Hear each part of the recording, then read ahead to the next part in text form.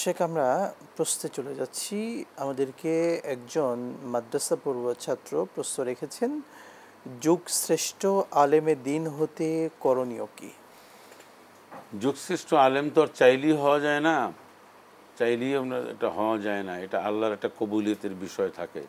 সেজন্য তাকে সচ্চরিত্র, ন্যায়নীতি, ইনসাফ এটাকে প্র্যাকটিস করা এবং এই লাইনে বিদ্যা বা এলেম চর্চা করা।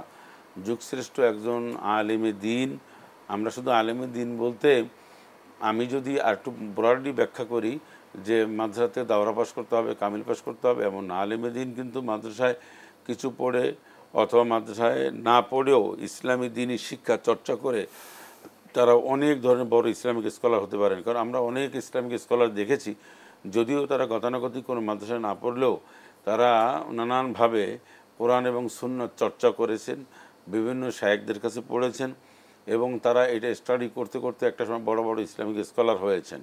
সেজন্য মেইন হচ্ছে তাকওয়া, আল্লাহর ভয় একজন মানুষের মধ্যে আনয়ন করা, খুলুসিয়াত থাকা, তারপর তার সচ্চরিত্র, ইনসাফ, এইগুলি চরিত্রের মাধুর্য, এইগুলির মাধ্যমেই একজন ইসলামিক স্কলার হওয়া সম্ভব। মনে রাখতে হবে, মানুষের প্রিয় হওয়ার চেয়ে, জননন্দিত হওয়ার চেয়ে আল্লাহর কাছে নন্দিত হওয়া, আল্লাহর প্রিয় হওয়াটা একটা জরুরি বিষয়। নিঃসন্দেহে আমরা দোয়া করছি, আমাদের সে ভাইটির জন্য দোয়া করছি। আল্লাহ আপনাকে যুগশ্রেষ্ঠ ইসলামিক স্কলার হিসেবে কবুল করুন, আমিন।